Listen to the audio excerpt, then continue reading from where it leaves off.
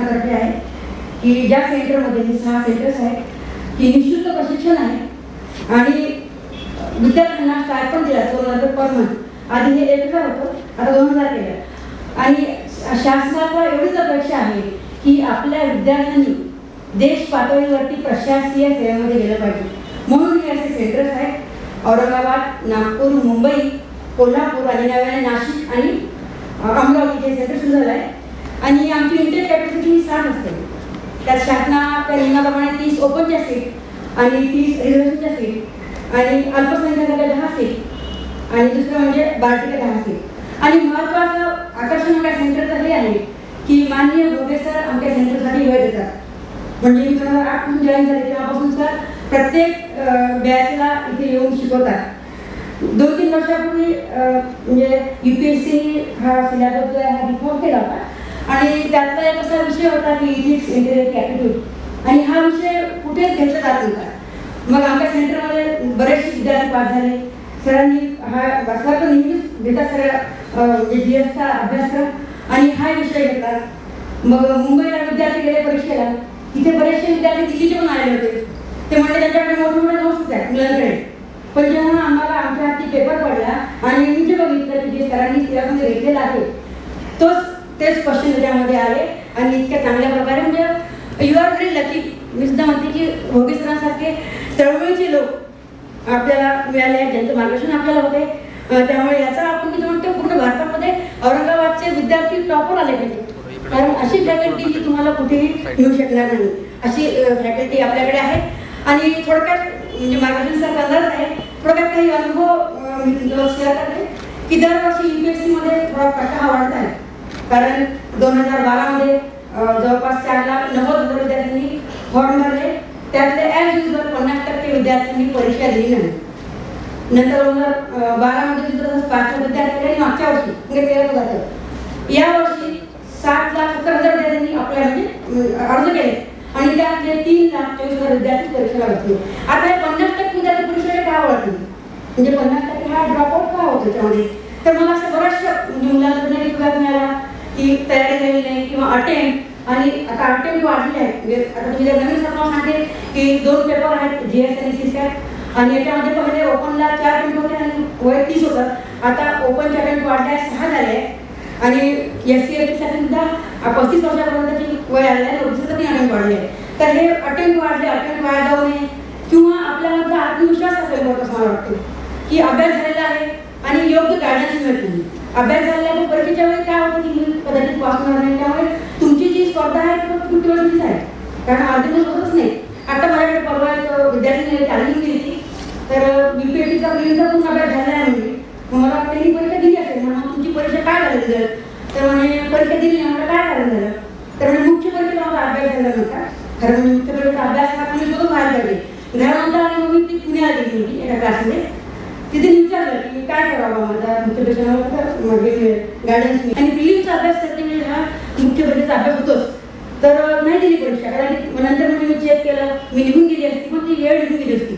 Time management फार महत्त्वाचं आहे. त्यामुळे कोणी कितीही काय सांगितलं तरी आपला आत्मविश्वास हा महत्त्वाचा आहे. निर्धार महत्त्वाचा आहे की नाही माझा अभ्यास झाला आहे आणि मी याच्यामध्ये पास निश्चित होणारच.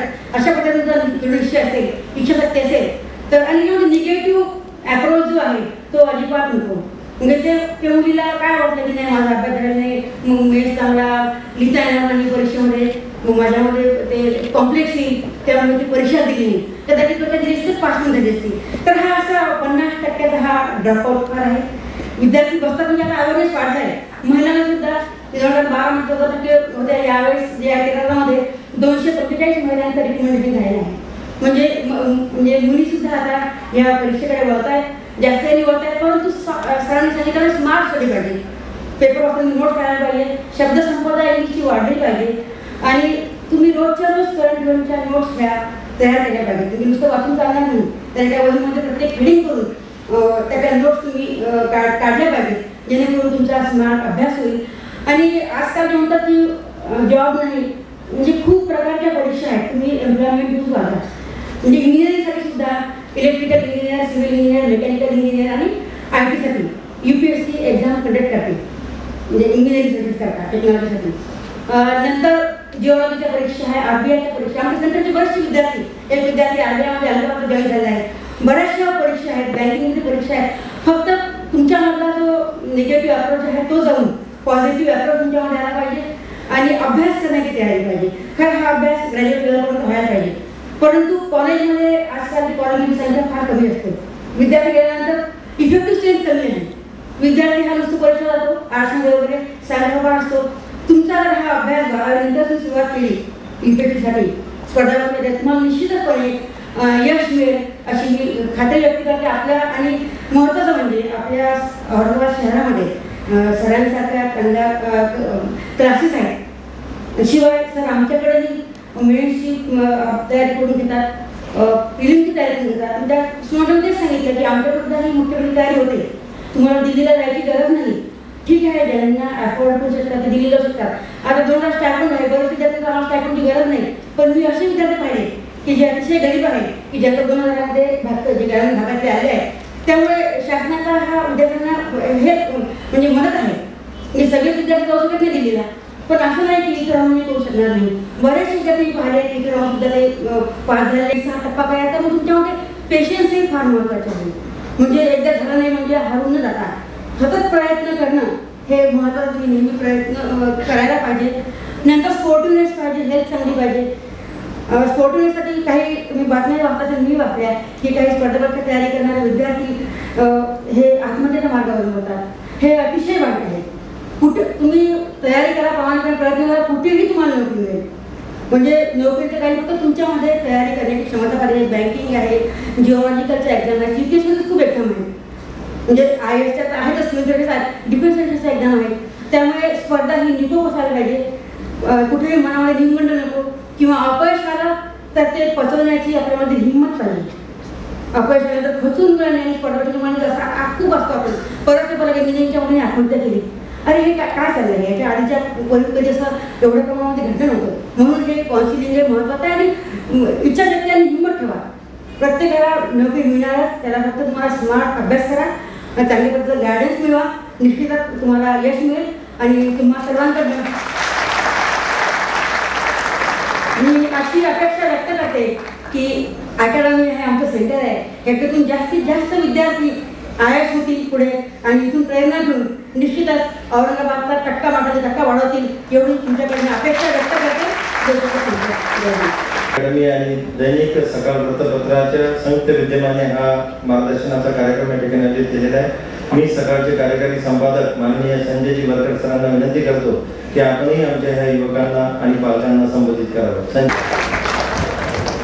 व्यासपीठावर सर्व मान्यवर आणि ज्यांना काहीतरी व्हायचं आहे आणि समाजासाठी काहीतरी करायचं आहे असं स्वप्न बाळगून त्या मोठ्या संख्येने उपस्थित असलेले माझे सगळे युवा मित्रमैत्रिणींनो, मी 5 मिनिटांमध्ये माझं मनोगत व्यक्त करणार आहे. कारण मी एकटाच पाहुणा असा आहे की जो आयोजकाच्या भूमिकेत जरी असलो तरी एका वेगळ्या क्षेत्रातून नाही. स्पर्धा परीक्षेशी माझ्या आयुष्यामध्ये संबंध आला पण नाही, पण जो संबंध आला तो डायरेक्ट स्पर्धेशी झाला. तर आम्ही असं म्हणतो की वर्तमानपत्रामध्ये स्पर्धा परीक्षा नसते, रोज स्पर्धाच असते. आणि पत्रकार म्हणजे काय, त्याला असं म्हणतो आम्ही, ज्याला काही होता आलं नाही तोही पत्रकार होतो, आणि ज्याला सगळं काही करता येतं तोही पत्रकार होतो.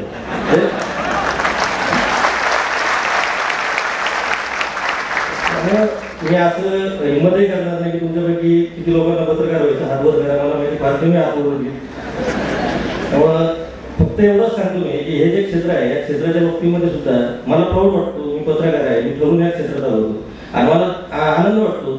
जनरली पत्रकाराच्या घरामध्ये असं होत नाही, त्यांची मुलं म्हणतात की मला पत्रकार होते.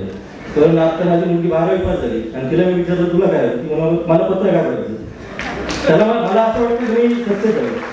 तर पत्रकारांच्या घरात जाऊन जर तुम्ही कोणालाही विचारलं तुला काय व्हायचं, तर ते वेगळंच सांगतात, मला काहीतरी वेगळं व्हायचं. पत्रकार व्हायचं असं पत्रकारांच्या घरात सांगणारा कदाचित माझ्यासारखा एखादा अपवादात्मक पत्रकार असेल, आणि ते मला भाग्य लाभलं हे मी नशिबाने समजतो. आता या कार्यक्रमात सुरुवातीला मी थोडंसं ऑब्झर्वेशन करत होतो. काही तहसीलदार झालेले, स्पर्धा परीक्षेत उत्तीर्ण झालेल्या लोकांचा आपण सत्कार केला. तर सत्काराला ते प्रत्यक्ष आलेच नाही, त्यांच्या वतीनं कुणीतरी सत्कार घ्यायला आले. म्हणजे ते वेळेच्या बाबतीमध्ये किती काटेकोर आहे हे लक्षात घ्या की आपला पुरस्कार घ्यायला सुद्धा त्यांना वेळ नाही, म्हणून ते स्पर्धा परीक्षेमध्ये उत्तीर्ण झाले असतील, मला असं वाटतं. त्यातील खूप खूप चांगलं. म्हणजे असे मला निरीक्षण करण्याची सवय म्हणजे पत्रकार होण्यासाठी खूप काय लागतं बऱ्याच भरपूर गोष्टी लागतात असं म्हणजे पुस्तकामध्ये त्या खूपच शिकता येत नाही आपल्याला पण त्या आपल्याला चालता बोलता लोकांमध्ये बसता सगळं शिकता येतं माझ्या पत्रकाराची सुरुवात झाली तेव्हा भोगीचे महापालिकेचे आयुक्त होते आणि मी काहीतरी मला 800 रुपये पगार मिळाला त्यावेळेस पत्रकारांचा पगार त्यावेळेस 800 वगैरे असे काही रुपये असायचे म्हणजे पगार तो पण मिळेल अशी काही गॅरंटी पत्रकारांची नसते म्हणजे पूर्वीच्या काळामध्ये पण उमेदीच्या काळात 800 रुपये पगारावर आम्ही काय करतो महानगरपालिकेच्या 1 कोटीचा घोटाळ्याच्या बातम्या सांगतो ही पत्रकारांची जात आहे ना पगार आपल्याला 800 रुपये मिळतो 1 कोटीचा घोटाळा आपण उघडकी सांगतो आणि समाजात 1 कोटी रुपयाचं आपण भलं करू शकतो ही ताकद पत्रकारितेची आहे आणि त्यांना मला माहिती की ते मला नशिबानं माझ्या जेव्हा पत्रकारितेची सुरुवात झाली तेव्हा ते ऐकतो म्हणजे मी असं त्यांच्याकडे गोपनीय गुप्त वगैरे असं काहीच नसायचं मी जाऊन त्यांना विचारतो साहेब अशी फाईल ते अधिकाऱ्याला घेऊन यायचे मला त्याची फाईल वरकडे जातं देऊन टाका तर तो अधिकारी म्हणायचा नाही ती गोपनीय आहे ती गोपनीय काय लोकांच्या पैशाने महानगरपालिकेला महापालिकेत गोपनीय काहीच नसतं असा अधिकारी पहिल्यांदा बघितलं काय झालं की माझ्या महानगरपालिकेच्या सगळ्या बातम्या असायच्या म्हणजे वरकड कोण पत्रकार आला तरी महापालिकेत घोटाळेच काढायला त्यावेळी असतं हे मी माझ्या अनुभवासाठी शेअर करतो की या सगळ्या गोष्टी आपल्या या आयुष्यामध्ये घडू शकतात तुमची कमिटमेंट असली पाहिजे ठरवलं पाहिजे मी आता गोरामे सरांनी खूप चांगलं सांगितलं की ते फ्रंट लाईन वाचताना ते कसं 7 जणांनी मिळून ऍटिट्यूड तयार झाला आहे आणि आपण सिनेमा बघतो वर्तमानपत्र वाचतो वगैरे सगळे करतो तर मला असं वाटतं की आपलं एक ऍटिट्यूड तयार झाला पाहिजे की मला ही गोष्ट करायची आहे मी गोष्ट करणार इंग्रजीत भालेराव सांगतात की त्यांना 10वी नापास झाल्यानंतर काही दिवस गाई सरायला सांगितलं ढोरं घेऊन जातो तर त्यांनी ते ढोरं सुद्धा इतके चांगले जनावरांचं चालायचे की ते जेव्हा पिकामध्ये जायला लागायचे काही लोकांनी ऐकलं असेल तर ते त्यांना मारत नव्हते ते बांधावर उभं राहायचे आणि खूप मोठमोठ्याने रडायचे ते त्याच्यामुळे त्या जनावरांना वाटायचं की आपला जो मालक आहे खूप चांगला आहे आपण अशा पद्धतीने त्याला त्रास देणं योग्य नाही ते पिकातून येऊन बांधावर चालवलं आता म्हटलं तर हे जनावरांना चारायला घेऊन जायची गोष्ट होती पण हे सगळं केल्यानंतर त्यांनी जेव्हा गाई पाण्यावर आलं म्हणून आत्मकथन दिलं त्याला राज्य शासनाचा मोठा पुरस्कार मिळाला सांगायचं तात्पर्य काय की जे काय करायचं ते बेस्ट ऑफ बेस्ट करावं जनावर चारांची जरी मिळाली तर ती इंग्रजीत भालेराव सारखीच करायची बाकीच्या लोकांसारखी करायची तर मारायचं नाही हे सगळं आणि अशा सगळ्या गोष्टींमुळे मला असं वाटतं की तुमच्याकडे खूप मोठी स्वप्न आहे आणि इतक्या सकाळी 10:30 ते 1 तुम्ही वेळ काढला याचा अर्थ तुमच्यामध्ये काहीतरी कमिटमेंट आहे म्हणजे ज्या माणसामध्ये कमिटमेंट आहे तोच माणूस येतो वर्तमानपत्र अनेकांनी वाचले असेल आणि ही बातमी व्हायरल झालेली आहे की भोगेकर करिअर अकॅडमीतर्फे असा कार्यक्रम होतो दरवर्षी कार्यक्रम होतो दरवर्षी अशीच गर्दी असते मला असं वाटतं की आपण एकदा कधीतरी एक आवाहन करूया की या कार्यक्रमाला आल्यानंतर मागच्या 4-5 वर्षामध्ये आता काय स्टेटस आहे मला वाटतं टक्केवारीमध्ये काय असेल ते असेल की नाही मला माहित नाही पण मला नक्की गॅरंटी यायची की या कार्यक्रमाला उपस्थित असलेल्या लोकांनी ऍटलिस्ट एक स्टेबल लाईफचं दिशेने पाऊल टाकलेलं आहे आत्ताच्या दृष्टीनं आणि सिन्सिअरिटी लगेच लागते तिला तुम्हाला बसायला जागा मिळाली नाही चुळबुळ नाही काही नाही कोपऱ्यात बसलेले लोक ऐकतायत काहीतरी मला असं वाटतं ही तुमची सगळ्यात मोठी शक्ती आहे आज लोकांना ऐकायलाच वेळ नाही लोक आपलं सांगायला लागतात काही झालं की मी असा मी कसा मी अमुक आहे मी तमुक आहे आज बाबा सगळे ठीक आहे मला जगाकडनं शिकावं लागेल ना माझ्याकडे प्रत्येकाच्या कडचं थोडं नॉलेज आहे मी थोडासा मोठा होतो आता आपल्याला शिकता आलं पाहिजे सगळं त्यामुळे स्पर्धा परीक्षेची तयारी कशी करावी याविषयी सगळेजण मार्गदर्शन देतील पण मी नेहमी सांगतो की मला ऍटिट्यूड पाहिजे मला हे करायचं तर मी करणार मी बातमी करणार मी आता ठरवलं होतं की मराठवाड्यामध्ये सकाळच्या वतीने गाळमुक्त कार्यक्रम करायचा बऱ्याच पत्रकारांना म्हटलं एका पत्रकाराचं काम आहे काय तलावातलं गाळ काढणार एका वर्तमानपत्राचं काम आहे आम्ही करून दाखवलं आम्ही गावातला पाण्याचा प्रश्न सोडून दाखवला आता टँकरची बातमी छापायची त्या गाळमुक्त गाव करून ते गाव पाण्याच्या समस्येने मुक्त केले हे छापायचं याचा विचार आता पत्रकारितेने करण्याची वेळ आली ते आम्ही करतोय मला असं वाटतं की शेवटच्या 1 मिनिटामध्ये फक्त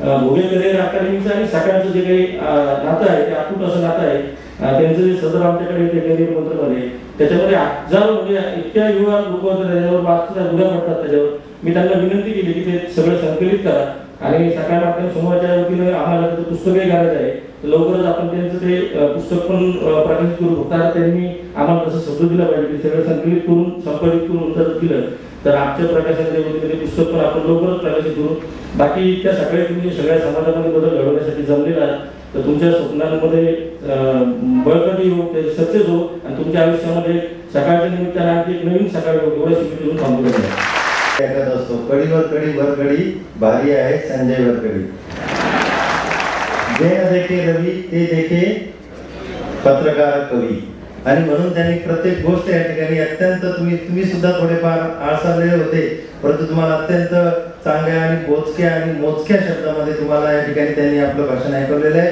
आणि यानंतर ज्यांनी हा कार्यक्रम आयोजित केलेला आहे, जे सर्वस्व आपलं झोकून दिलेलं आहे की त्या देशातला तरुण हा निश्चित एक सनदी अधिकारी होऊन त्याने राष्ट्राची, समाजाची, आई वडिलांची सेवा करायला पाहिजे असा ध्यास घेतलेले आदरणीय आमचे भोगे साहेबांना मी अशी विनंती करतो की सर, आपण आमच्या या सर्व युवकांना, माता भगिनींना, तरुणांना आणि उद्याच्या स्वप्नाला आपण संबोधित करावं. आदरणीय भोगे साहेब. असं नाही करणार. मी थोडा आपला अधिक वेळ घेईन. मला आपल्याशी भरपूर चर्चा करायची आहे. आजचे प्रमुख पाहुणे आमचे विभागीय साहेब प्रसाद मॅडम, वानखडे साहेब, या कार्यक्रमाचं वैशिष्ट्य असं की normally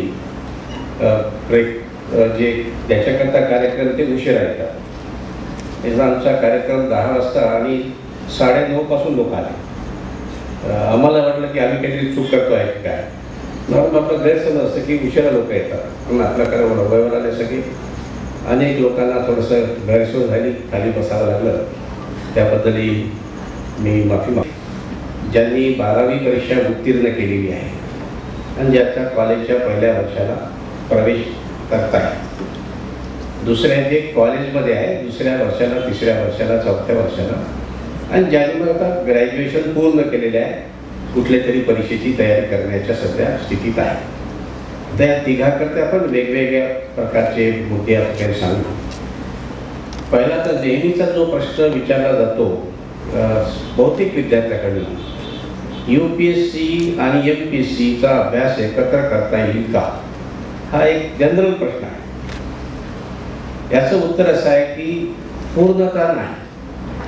60% you can have a common preparation, 40% you will have to prepare for MPSC separate. याचं कारण असं की MPSC मध्ये फोकस हा महाराष्ट्रावर असतो. ते महाराष्ट्राच्या असेंब्लीबद्दल प्रश्न विचारणार, पोलीस पाटलाबद्दल प्रश्न विचारणार, तलाठ्याबद्दल प्रश्न विचारणार, कोतवालाबद्दल विचारणार. हे प्रश्न UPSC मध्ये कधी विचारले जात नाही. तेव्हा फक्त UPSC तयारी केली आणि MPSCचा पेपर दिला तर तुम्हाला मार्क मिळणार नाही. असे अनेक विद्यार्थी आहेत जे UPSC मध्ये यशस्वी झाले पण MPSC ला नापास झाले. नॉर्मली उलट आपला एक समज आहे की MPSC कम्पॅरेटिव्हली इझी आहे कम्पेअर टू दी UPSC, पण तसं घडत नाही. कारण दोन्ही परीक्षेचा पॅटर्न वेगळा आहे. जरी आता दोन्हीकडेच आपण पाहतो की मल्टिपल चॉईस असलं तरी फोकस सारखा नसतो. MPSCच्या लोकांचा एक कसा चांगलं वाईट असेल, आकडेवारीवर खूप जोर असतो. त्यांना काय प्रेम आहे आकड्याबद्दल मला माहीत नाही, पण MPSC म्हणजे आकडे. UPSC मध्ये सध्या आकड्याबद्दल त्यांना फारसा मोह नसतो. Their questions are mostly analytical type based on certain inferences. त्यामुळे MPSC तयारी करायची असेल तर आकडेवारी पाठ करण्याची तयारी ठेवा. आता अलीकडच्या काळात थोडंसं प्रमाण कमी झालं, पूर्वी फार होतं. 91 आकडे विचारायचे, कधी 80 विचारायचे. म्हणजे दशकातले स्वातंत्र्य प्राप्तीनंतर कोणचा आकडा विचारेल काही सांगता येत नव्हतं. थोडं इम्प्रूव्हमेंट झाला आता. त्यामुळे आपल्याला जर MPSC आणि UPSC सोबत करायची असेल तर जरूर करा, पण हा एक फरक लक्षात ठेवा की similarity is only to the extent of 60%. Balance 40% you will have to prepare separately for MPSC. दुसरा महत्त्वाचा भाग की UPSC करता जायचं तर मग आर्ट घेणं आवश्यक आहे का.